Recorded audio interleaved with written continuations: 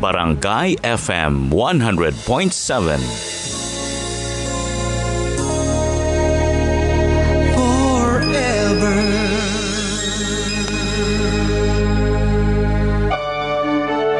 Barangay Love Stories. Barangay Love Stories. Ang pagkakaroon ng anak ay pagpapala mula sa Diyos. Pero ang pagkakaroon ng suwail at bayolenteng anak ay hindi dapat kinukonsinti. Ikaw ka, barangay, hanggang kailan ba ang pagiging magulang mo sa anak mong napakatigas ang ulo?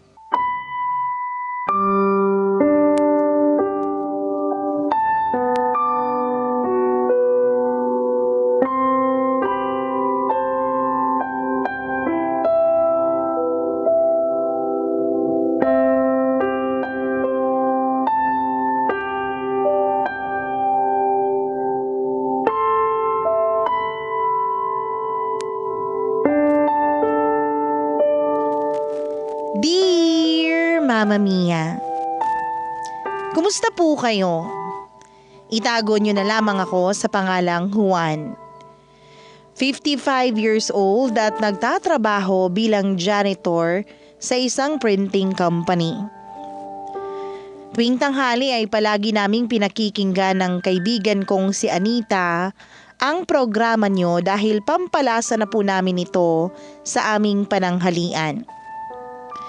Sobrang gaganda po kasi ng mga tampok niyong istorya na talaga namang hindi namin kayang palampasin ni Anita. Sa katunayan, Mama Mia, siya ang nagsabi sa akin na magpadala ng sulat sa programa niyo dahil parang pang teleserye raw ang kwento ng buhay ko. Mama Mia, isa po akong bading. Pero meron po akong nakarelasyon na babae at nagkaanak kami noong araw. Magbe-25 anyos na ako noon nang maisip kong gusto kong maging tatay. Paano? Naiinggit kasi ako sa mga kapatid ko na may mga anak na. Mahal ko ang mga pamangkin ko at ako ang nag-alaga sa kanila. Pero naisip ko ano kayang pakiramdam kung sarili ko namang anak ang aalagaan ko. Kaya nagpakalalaki ako noon, Mama Mia, at naghanap ng karelasyong babae. Doon ko nakilala si Linda. Isang manikuristang bagong luwas sa aming barangay. Maganda si Linda, Mama Mia. Balingkinita ng kaniyang pangangatawan, maputi at makinis ang kaniyang balat at matangos ang kaniyang ilong.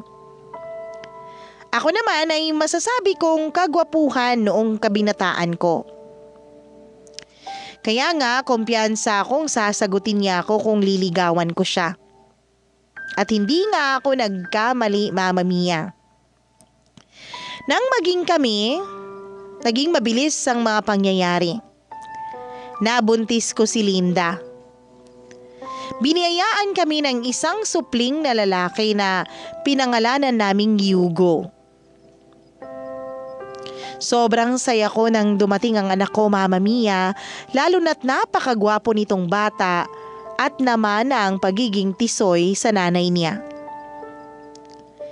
Nang mag-live-in na kami ni Linda ay doon ko po mas nakilala ang kinakasama ko. Sa katunayan, Mama Mia, hindi yun naging mabuti at hindi rin po naging matiwasay ang pagsasama namin bilang pamilya matapos niyang mawili sa bisyo ng pag-inom at alak. Siguro nasa edad 2 taon na po noon ang anak namin nang mapansin ko na nagbubuhay dalaga si Linda. At yun po ang malimit naming pagtalunan na kung minsan ay nauuwi sa isang malaking away.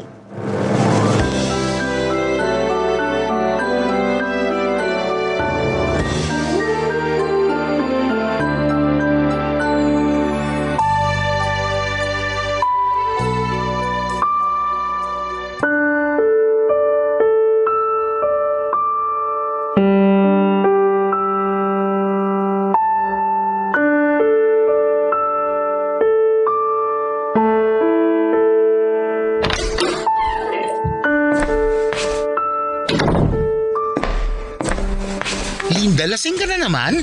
Di ako lasing, no? Napapansin ko parang inaaraw-araw mo ng pag-inom. At mukhang kakauwi mo lang. Nauna ka lang yata sa akin ng ilang minuto para hindi ako maghinala. Ikaw naman, sweetheart. Masyado kang mapagbintang.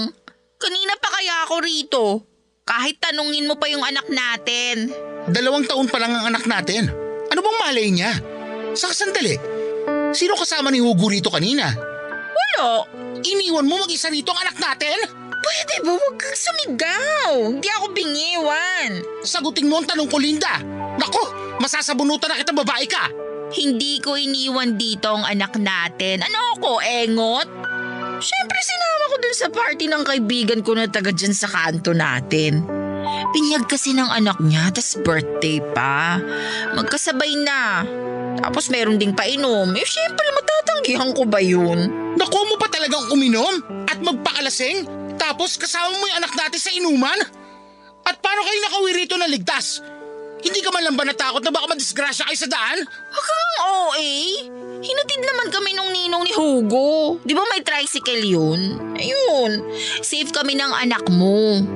Saka behave lang naman si Hugo kanina dun sa pinuntahan namin. Kaya nakapag-enjoy ang mama niya. Ibang klase. Hindi na kita kinakaya, Linda. Hindi mo na inisip ang kapakanan ng pamilya natin dahil ang mahalaga lang sa'yo yung pagbubuhay dalaga mo. Akala mo ba hindi ko napapansin na parang wala kang anak kong umasta? Hindi ito ang unang beses na nakipag-inuman ka at umuwi ng laseng. Ano bang pakialam mo? Buhay ko to para sa kaalaman mo. Saka wala naman ako pinipirwisyong ibang tao. Nabarangay na ba ako? Nakulong na ba ako? Napaaway? Hindi naman, di ba? Kaya ko ang sarili ko, Juan. Huwag mo kontratuhin na parang bata. Sira ulo to. Hindi naman sa ganun yon. Ang sakin lang, hindi dapat yan ang priority mo. Ang anak natin! Kung makapagsalita ka naman, nakala mo pinababayaan ko si Hugo? Hoy, kumpleto kaya ang bakuna ng anak natin kasi tsinatsaga ko siyang ipila dun sa center kapag bakuna day niya. Kahit tirik pa ang araw at wala kang iniwang pamasahing pang tricycle man lang. Kapal nitong makasabi na priority ko dapat ang anak natin? Sa lagay wala na akong karapatang maging masaya? Ganun ba? Ikaw na lang ba dapat palagi? Ano ba pinagsasabi mo? Pag ikaw at yung mga katrabaho mong lalabas, ayos lang. Minsan lang. Pero pag ako, dami mong sat-sat dyan. Ano naman kinalaman nun? Ikaw na may sabi, minsan lang. Parang mas madalas ka pang yatang reglahin kaysa sa labas namin. Kung ikukumpara naman sa pag-iinom mo, hindi lang linggo-linggo. Ano magagawa ko? Marami akong kaibigang tanggera. Ay nako, ewan ko sa'yo, Linda. Sumasakit na ang bangs ko sa'yong babae ka. Mabuti pa matulog ka na doon. Ako na magluluto ng hapunan natin. Huwag mo na kaming alalahanin ng anak mo. Kumain na kami. Sarili mo na lang ang ipagluto mo. Una na ako matulog kasi babagsak na tong talukap ko sa sobrang antok. Good night, sweetheart. Ewan ko sa'yo. Kaloka naman buhay to, ah!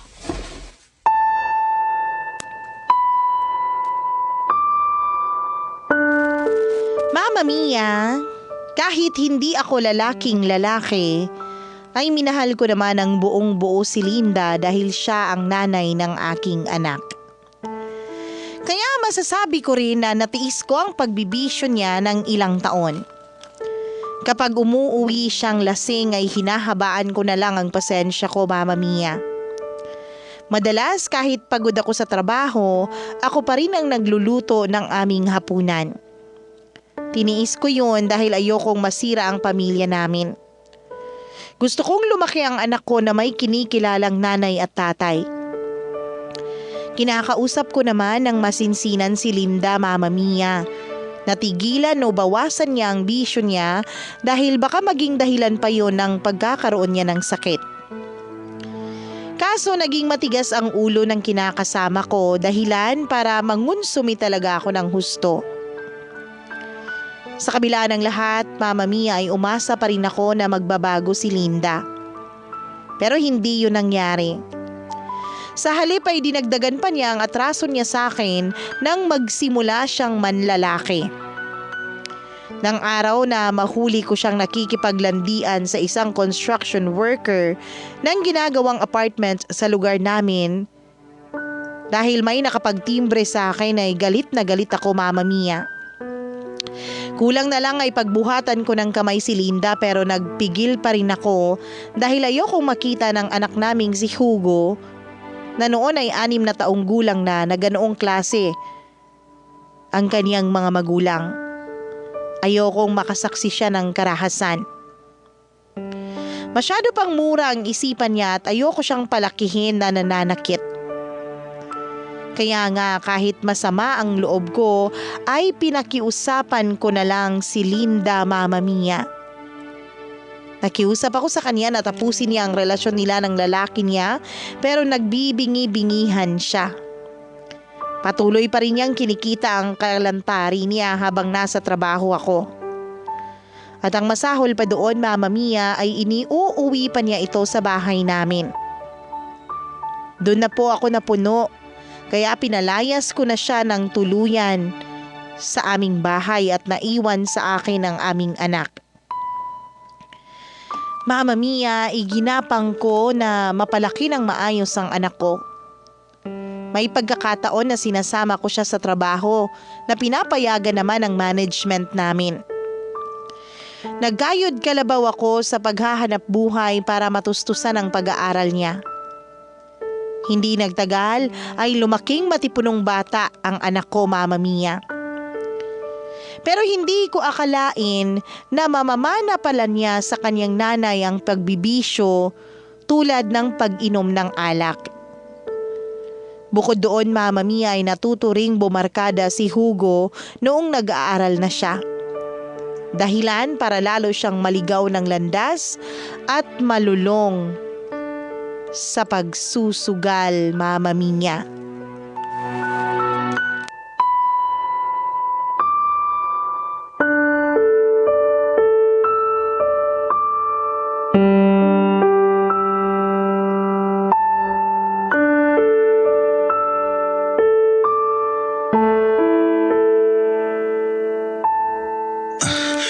Hugo, anak naman.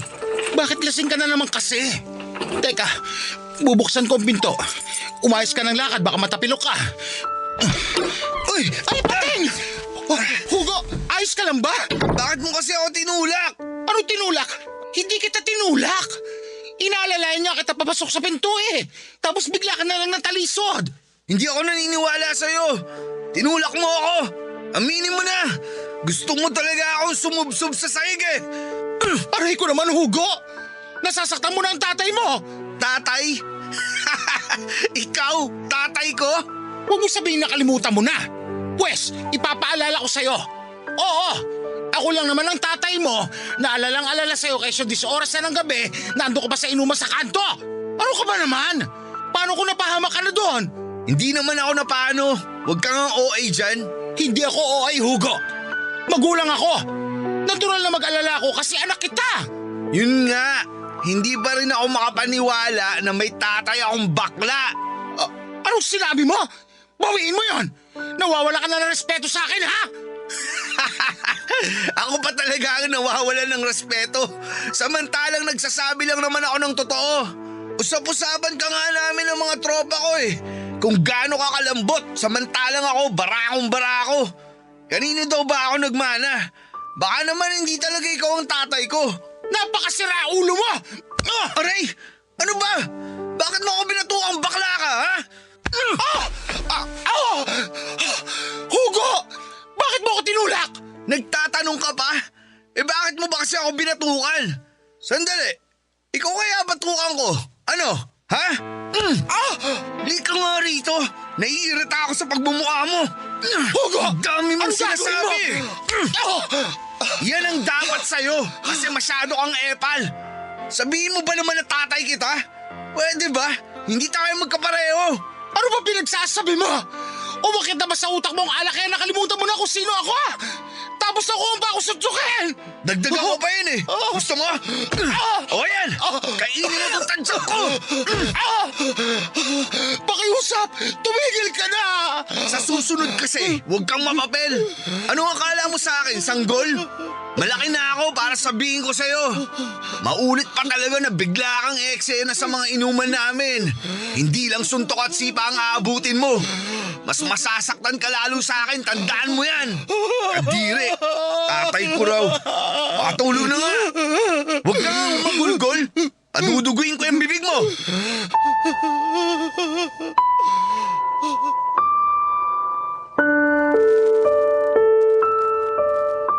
Mama Mia, yun po ang unang beses na napagbuhatan ako ng kamay ng anak ko. At bilang tatay, masamang-masama ang loob ko. Ni sa hinagap, hindi sumagi sa isip ko na masasaktan ako ng sarili kong anak. Black eye sa mata at pilas na labi po ang tinamo ko mula sa aking anak. Bukod doon ay masakit din ang katawan ko sa mga suntok at tadyak niya sa akin. Pero lahat ng yun ay tiniis ko dahil kinabukasan ay inasikaso ko pa rin siya, lalo na nang mahimasmasan siya. Iniisip ko na nasa impluwensya siya ng alak at hindi niya alam ang ginagawa niya. Pero nang mahimasmasan si Hugo kinaumagahan at matapos niyang makita ang resulta ng pagiging lasing niya, ay wala akong narinig na sorry mula sa anak ko, Mama Mia. Nang araw na yun ay nadagdagan lang ang sama ng loob ko sa dibdib ko. Mas sumakit ang katawan ko at mas kumirot ang mga galos at pasa ko sa mukha. Naiyak ako, Mama Mia, pero pilit kong pinatahan ang sarili ko dahil kailangan kong pumasok sa trabaho. Habang nasa daan ay nag-iisip ako ng idadahilan sakaling magtanong ang mga kasamahan ko kung anong nangyari sa akin. Mabuti na lang at naniwala sila. Maging ang kaibigan kong si Anita nang sabihin ko, Mama Mia, na napagtripan ako ng adik sa kanto namin. Mama Mia, nagpatuloy po ang pamimisikal sa akin ni Hugo nang tumungtong siya sa edad na 24. Malimit kasi naming pag-awayan ay yung pagiging lasinggero niya. Drop out sa college ang anak ko at pinili na lang niyang magtrabaho sa isang resto bar bilang waiter. Pero hindi po siya nag-aabot ng pera sa akin o nakikihati sa mga gastusin namin sa bahay. Aaminin ko, Mama Mia, na paminsan-minsan ay kinakapos na ako dahil meron na rin akong mga maintenance. Pero hindi ko naman po mahinga ng tulong si Hugo dahil nagagalit siya sa akin kapag nanghihingi ako ng pera sa kanya pambili ng makakain namin. Mama Mia, may mga gabi na umiiyak ako bago matulog. Dahil sobrang bigat dalhin sa dibdib na minamaltrato ako ng sarili kong anak na iginapang ko para mabuhay at mabigyan ng magandang kinabukasan. Pero sa kabila ng lahat, umaasa pa rin ako, Mama Mia, na magbabago ang anak ko. Kaya nga hindi ako tumitigil sa pagbibigay payo sa kanya tungkol sa pag-uugali niya at kung paano rumispeto sa magulang at sa mga nakakatanda. Pero maiksi po ang pasensya ng anak ko at madalas, imbis na mahinahong salita, ay dinadaan niya ako sa dahas at pagiging barako niya. Isang araw ay pumasok na naman ako sa trabaho na iika-ika dahil ginulpi ako ni Hugo. Tapos napansin yun ni Anita. Dahilan para kumprontahin na niya ako.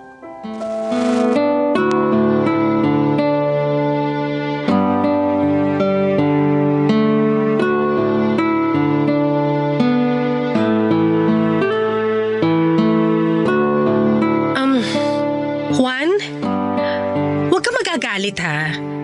Hindi naman sa pagiging chismosa, pero ano na namang nangyari sa'yo this time kaya iika-ika ka? Nadulas lang ako kanina sa CR namin. Hindi kasi ako nag-iingat, Anita. Nadulas? Parang hindi naman kapanipaniwala yun. Aksidente ang tawag doon. Wala may gusto. Pero bakit pumasok ka pa rin? Sana pinahinga mo na lang kasi mukhang masama yata ang pagkakabagsak mo. Ayos lang ako. Carry naman. Sorry pero hindi ako naniniwala na ayos ka lang. At hindi rin ako kumbinsido na galing sa aksidente ang nangyari sa'yo. Aminin mo, ano ba talaga totoong nangyari? Bilang kaibigan mo, nag-aalala ako.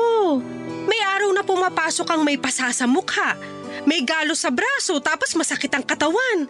Sabi mo na pagtitripang ka lang ng mga lasing sa kanto o hindi kaya nadidisgrasya sa bahay nyo. Kaso parang hindi naman totoo. Ano ba kasi ang nangyayari?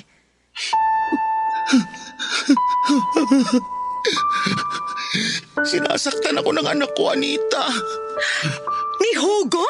Oo. OMG! Yung anak mong barako? Juan! Kaya palang titindi ng mga pasa at sugat mo sa katawan. Siya pala may gawa.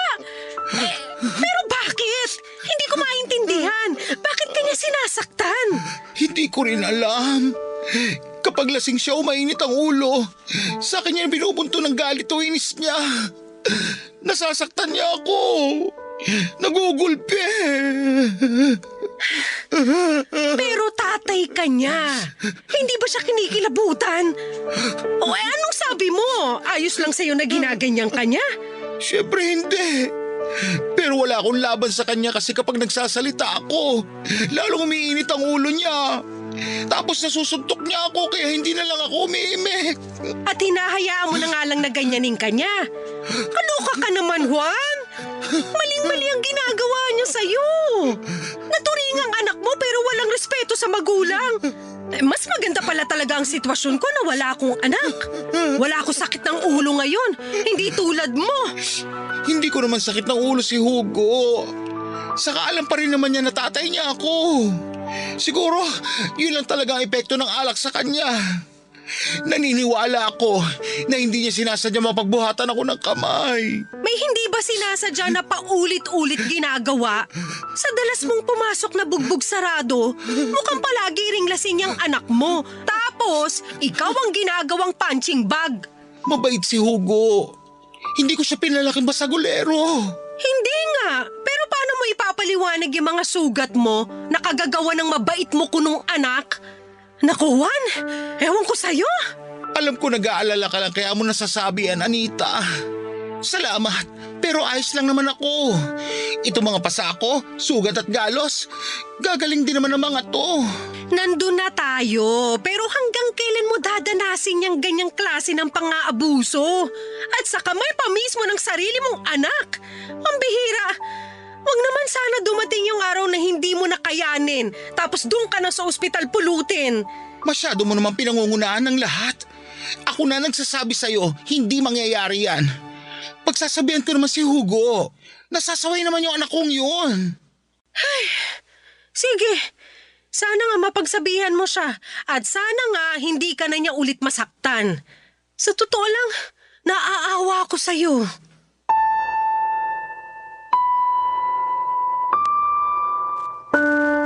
Alam ko na nag-aalala lang si Anita kaya niya nasabi ang mga bagay na yun, Mama Mia.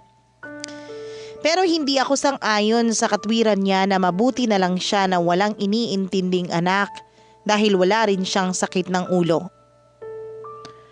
Tandang-tanda ko pa yung araw na dumating sa buhay ko si Hugo.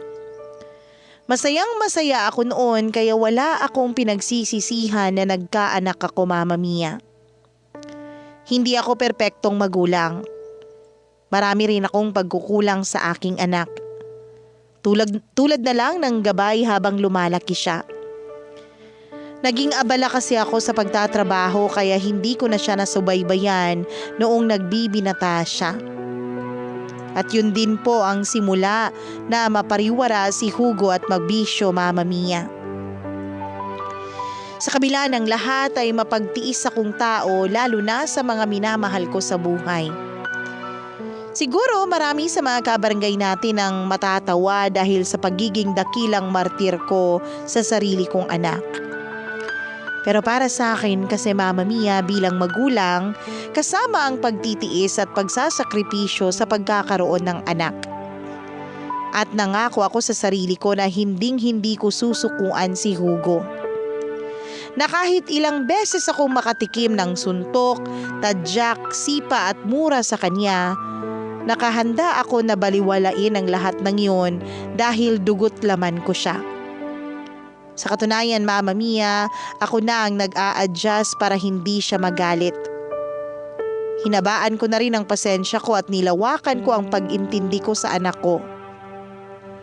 Bukod doon ay inabala ko na lang ang sarili ko sa trabaho para wala na akong panahon na malungkot pa sa sitwasyong sinapit ko.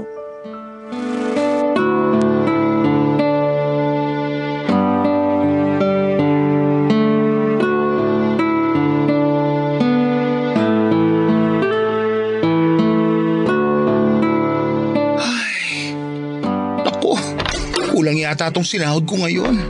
Paano na kaya yung tubig namin? Pangatlong buwan nang hindi nababayaran. Tay. Oh, Hugo, kararating mo lang? Anong oras na? Nauna pa ako sa'yo rito sa bahay. Ang alam ko wala ka namang pasok sa trabaho. Dapat sana nagsaing ka na para makakain na tayo, nak. Napasarap kasi yung basketball namin ng mga tropa ko kaya late na ako nakauwi. Mag-order na lang po tayo ng takeout para makakain na tayo. Mukhang bagong sweldo naman po kayo eh. Manlibre naman kayo, tay. Gustuhin ko man pero kulang na kulang ang budget natin, nak. Tignan mo to payslip ko. Akala ko kanina kulang ang sahod ko. Yun pala sakto lang. May isang araw pala akong absent tapos walang bayad. Ano naman pong kinalaman nun sa pag-order natin ng pagkain? Di naman natin ipang susugal yung pera na yun. Saka magkano lang po yun? Hindi ka na nakakaintindi? Wala akong budget para mag-takeout ng pagkain. Saka may sardinas dyan. Igisa mo. Lagay mo na sibuyas para sumarap. Magsaing ka na rin, pwede? Oh, besteng buhay naman to. Ano ba problema mo? Ha? Anong problema ko? Ikaw ang problema ko, buwisit ka. Hugo, bitiwan mo ako! Nasasakal ako, ano ba? Hindi ako makahinga, anak! Hindi ka talaga makakahinga kasi parusa mo yan sa kadamutan mo. Magkano lang naman yung takeout? Mas gusto mo pang kumain na naman tayo ng sardinas. Alam mo bang malapit na akong tumuan ng hasang at palikpik kakaisda natin? Ano magagawa ko? Wala sa budget ang gusto mo. Mahirap bang intindihan na pinagkakasya ko lang itong kakarampot na kinita ko? Wala akong pakialam. Pagod ako galing sa paglalaro ng basketball. Ang gusto ko lang naman masarap na hapunan. Hindi mo pa maibigay. Anong klaseng magulang ka? Napakawalang kwenta mo! Dami mo pang sinasabi! Di ka nalang magbigay ng pera! Ano bang kasalanan ko sa'yo? Bakit mo ako ginaganito? Hindi ka kasi masasaktan kung marunong ka umintindi. Ano bang pakialam ko sa iba mong bayarin? Problema ko ba yon? Responsibilidad mo yun kasi ikaw ang tatay sa ating dalawa. Alam ko naman yun pero sana tinutulungan mo pa rin ako. May trabaho ka na rin naman. Manong mag-ambaga kahit kaunti para hindi na ako Huwag mo nga akong dinadamay sa problema mo. Masarap lang na pagkain ang gusto ko. Yan! Sa'yo na lahat yan! Bumili ka na doon ng pagkain gusto mo! Lubayan mo lang ako! Madali ka naman palang kausap eh. Gusto mo ba yung dinadaan ka sa dahas? Ang sama-sama mong anak! Wala ka respeto sa magulang! Makonsensya ka naman! Anong konsensya ka dyan? Gusto mong tamaan ulit? Imbis manahimik ka na lang, dami mong pang satsat. Naku, kapag di ako nakapagpigil, dadagdagan ko yung pasamo sa mukha. Sige. Umalis ka na nga! Alis talaga ako. Akin na tong pera mo ha. Kumain ka mag-isa mo. Kainin mo yung sardinas mo. Total, pangarap mo namang maging Serena. Pweh!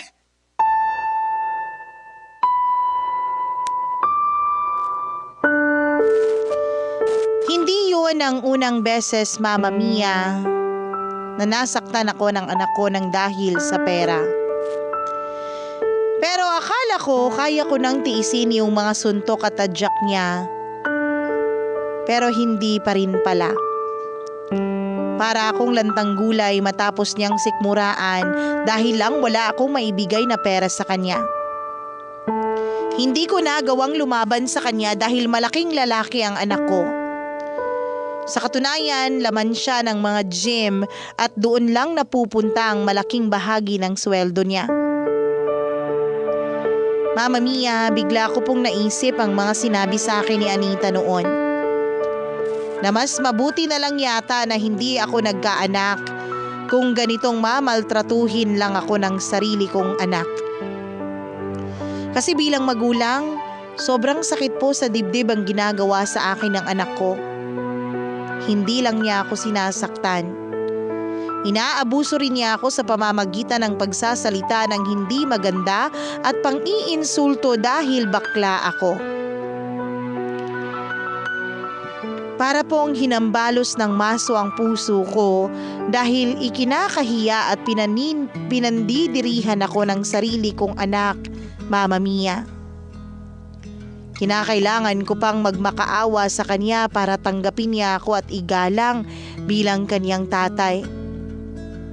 Hindi ko alam kung hanggang kailan ko titiisin at hanggang kailan ko kayang magtiis. Habang tumatagal, Mama Mia, ay mas nagiging masakit sa ulo ang anak ko. Hindi na lang kasi pag-inom ng alak at sugal ang inaatupag niya, na sa katunayan ay naging dahilan na rin para masisante siya sa trabaho ng tuluyan.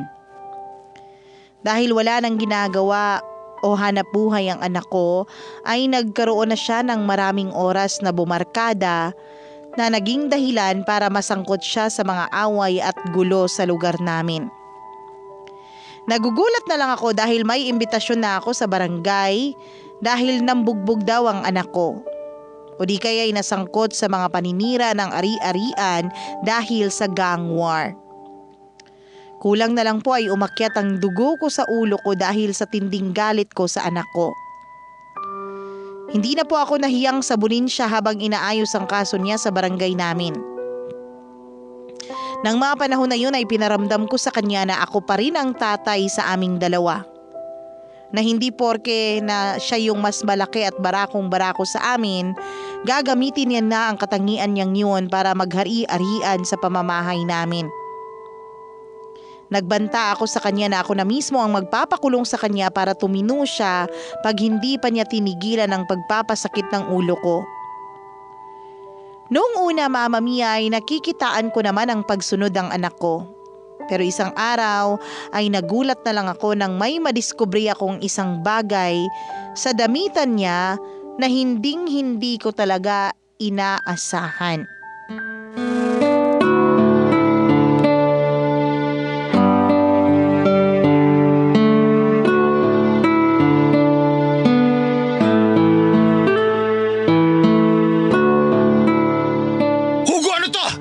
Ano ba yun? Ang aga-aga, dami mo na namang tanong.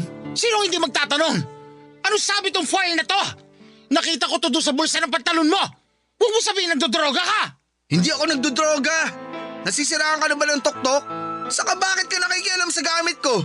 Binigyan ba kita ng permiso? Natural! Lalabang ko ang mga damit natin. Hindi ka naman marunong maglaban ng mga damit mo. Pati yun, inaasa mo pa sa akin. Ah, ganun? Nanunumbat ka na? Yan ang Aray ko! dapat sa'yong ungas ka. Bakit mo ako pinatukan? Masyado ka kasing mapapel. Akin na nga yung pantalon ko. Mamaya kung ano pang makita mo dyan. Ibig sabihin may tinatago ka ba dyan? Nako, Hugo! Umayos kang bata ka! Kung yan pag-inom mo ng alak ay napagtsatsagaan ko pa, hindi ko kukonsintin yung paggamit mo ng pinagbabawal na gamot! Yan bang natututunan mo sa mga barkada mo? Ano bang pakialam mo? Pati mga kaibigan ko sinisilip mo na rin. Gusto mo ba talagang masaktan ka? Sige! Subukan mo! Hindi kita atrasan! Itiwan mo ako, Hugo! Yan ang gusto ko sa'yong bakla ka.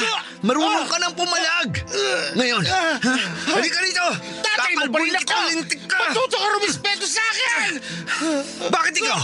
Marunong ka bang rumispeto sa akin? Sa nakikialam ka nga ng gamit ko nang walang paalam eh. Tapos gusto mong respetuhin kita? Sa pagkakaalam ko, ang respeto binibigay lang sa taong marunong rumispeto sa'yo. Yan! Kumain ka na sa pak!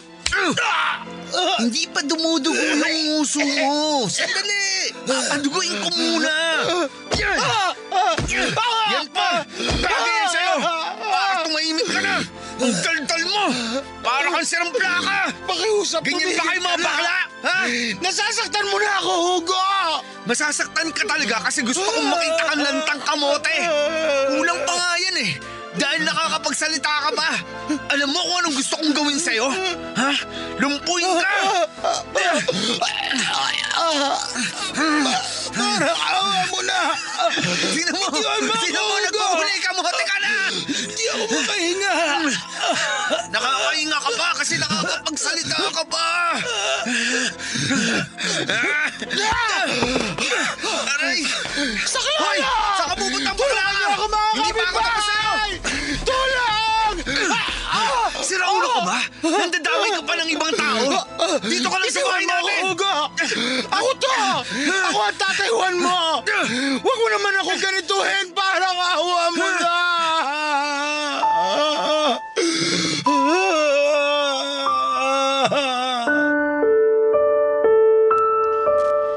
Bugbog malala talaga ako noon kay Hugo at kulang na lang Mama Mia ay mapatay ako ng sarili kong anak. Mabuti na lang dahil nakahingi ako ng tulong sa mga kapitbahay bago pa ako naging malamig na bangkay. May tumawag pa nga na mga barangay tanod na dumampot sa anak ko at wala na rin akong nagawa dahil halos lumpuhin niya ako sa tadyak at sipa. May mga mabuting tao na nagsakay sa akin sa tricycle para dalhin ako sa pinakamalapit na klinik kung saan ay nilapatan ako ng paunang lunas. Nang mga panahon na yun ay wala akong matawagan dahil wala rin naman kaming malapit na kamag-anak. Kaya si Anita po kaagad ang naisip kong kontakin. Mabuti na lang dahil agad niya akong pinuntahan para samahan sa ospital. Kinailangan kasi akong i-x-ray dahil may bali ako sa ribs.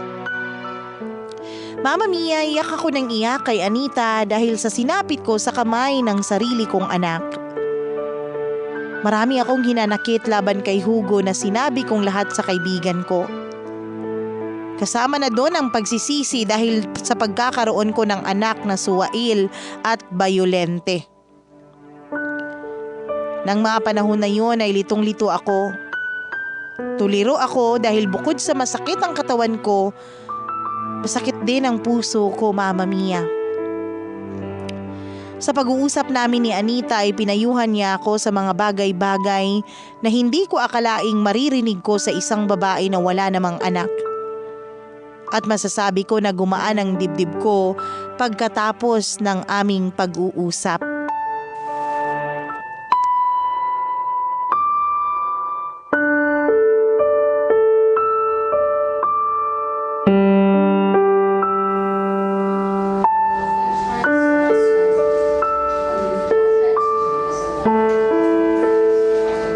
Nagkulang ba ako bilang tatay? Kasi sa pagkakaalam ko, ginawa ko naman ang lahat ng makakaya ko para mapalaki ng maayos ang anak ko. Nagtrabaho ako ng mabuti. Naging nanay at tatay ako sa kanya, Anita. Alam mo yan. Siyempre alam ko yun, Juan. Kasama mo kaya ako noong mga panahong maliit pa ang anak mo at hanggang ngayon na lumaki na siya. Alam ko rin na masipag kang tatay at ginawa mo ang makakaya mo para mapalaki siya ng maayos. Siya na lang talaga tong makapalang mukha at sobrang bastos kasi hinayaan niya ang sarili niyang bumarkada sa mga may sungay. Tapos tingnan mo ang ginawa niya sa'yo. Hindi ko talaga akalain na masisikmura niyang gawin yan sa sarili niyang ama. Napakademonyong bata. Yan din ang tanong ko. Hindi ko akalain na naaabot sa puntong ma-hospital ako dahil sa pambubugbog ng anak ko sa akin. Kita mo na? Yan yung sinasabi ko sa'yo noon. Ikaw naman kasi, hinayaan mo lang na ganyanin ka ni Hugo. Dapat nung unang beses pa lang na sinaktan ka niya, pinakulong mo na para magtanda. Kung anak ko yan, baka pinabugbog ko pa yan sa mga preso para matuto. Hindi ko na talaga alam ang gagawin ko. Mas masakit pa sa mga sugat sa katawan, basa sa mukha at bali-baling buto ang katotohanan na hindi ako magawang respetuhin ang anak ko. Dahil babakla ako ha! Ilang beses niya pinagdiinan na nandidirit na susuka sa akin, Anita. Walang kinalaman ng pagiging bakla mo, Juan. Anak mo ang may problema. Kaya dapat lang na makulong siya dahil sa ginawa niya sa'yo. Huwag ka maawa sa lintik na yon, ha? Alalahanin mo na hindi ka sana nandito ngayon kung hindi ka niya binugbog ng malala. Alam ko na wala akong karapatang sabihin sa iyo mga sinabi ko kanina, pero hindi ko talaga mapigilan. Hindi naman sa nilalahat ko ang mga anak, pero meron din namang matitino. Kaso si Hugo, ibang klase siya eh. Niluto na yata ng mga bisyo niya ang utak niya para maging ganyang kabayolente. Hindi naman tama yun, Juan. Akong naaawa sa'yo kasi ang bait-bait mong tatay sa kanya. Hindi mo deserve na tratuhin na parang punching bag. Alam ko, pero anak ko siya. Pakiramdam ko responsibilidad ko si Hugo hanggang sa pagtanda niya. Kaya hindi ko rin siya kayang sinusukuhan. Oo nga, pero yung pagiging suwail niya at mapanakit, hindi mo na yun kontrolado. Tsaka hindi na naman sanggol ang anak mo. May utak na siya. Higit kanino man, responsibilidad niya ang sarili niya. Pero kahit na ganyan ang sinapit mo, lagi mong tandaan na ginawa mo ang lahat para maging responsableng tatay kay Hugo. Ang swerte-swerte sa'yo ng anak mo. Alam mo ba yon? Simula nung iwanan kayo ni Linda, ikaw na ang tumayong nanay at tatay sa kanya. Kung ako yon, hindi ko kakayanin. Kaya bilib na bilib talaga ako sa'yo, Juan. Sana wag mong sisihin ang sarili mo at wag mong sabihin na nagkulang ka. May kasalanan din naman si Hugo. Minsan, hayaan mo na kusa niyang matutunan yung mga aral na bunga ng mga nagawa niya. Sa palagay mo, kapag hinayaan ko siya, matututo ba siya? Nasa kanya na yon, pero malay natin, oo. Pero kilala kita. Hindi mo pa rin nahayaan ng anak mo, lalo na kaisa-isang anak mo si Hugo. Ang akin lang, sana wag mong masyadong ibigay lahat. Wag mong hayaan na ubusin ka ni Hugo kasi ikaw din ang kawawa sa dulo. Isipin mo na lang, paano mo siya matutulungan at magagabayan kung malamig na bangkay ka na, diba? Tatandaan ko ang mga sinabi mo, Anita. Salamat kasi nandyan ka. Kung ako lang, baka nasiraan na ako ng ulo kasi hindi naman biro itong pinagdadaanan ko. Ano ka ba? Siyempre, best friend tayo kaya walang iwanan. Huwag ka mag-alala. Lagi ako nandito para suportahan ka. Hindi ka masisiraan ng ulo, okay? Promise yan ha. Kasi sasabunutan talaga kita pag iniwan mo ako. Pexman, mamatay man ang kuko ko sa paa. Pero joke lang pala. Dami mong alam. Mama Mia, makalipas ang ilang araw ng pananatili ko sa ospital, ay nakalabas na ako at nakauwi na sa bahay namin. Pero tulad nga ng sinabi ni Anita, hindi ko pa rin nagawang tiisin ang anak kong si Hugo. Tinubos ko pa rin siya sa presinto pero pinakiusapan ko siyang huminto na kung ayaw niyang maulit ang nangyari. Na baka kahit ako ang tatay niya ay hindi ko na siya magawang ipagtanggol.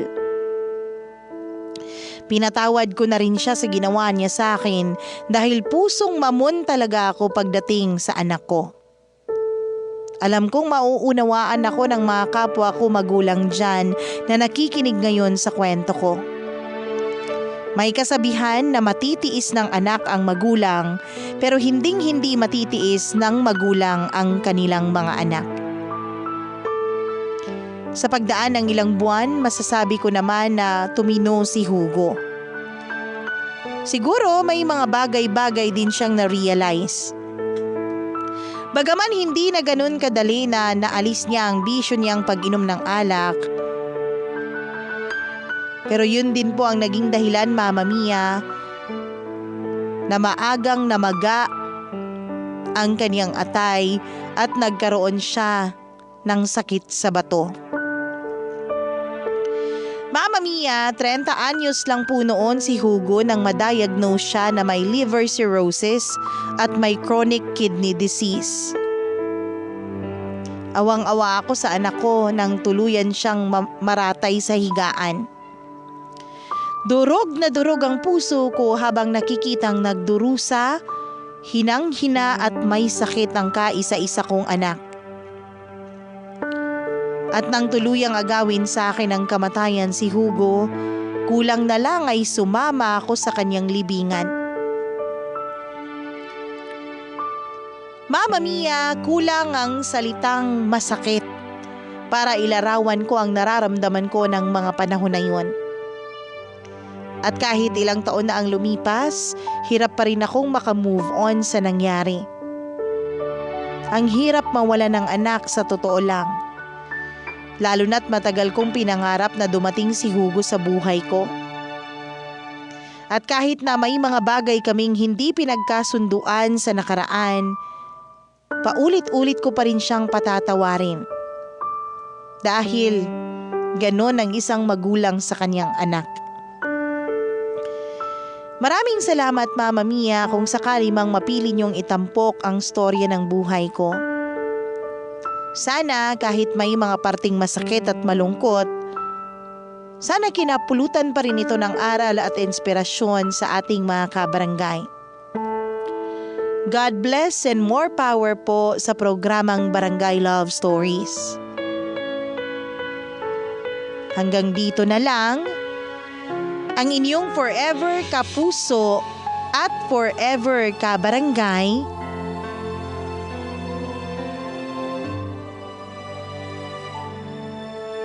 Juan.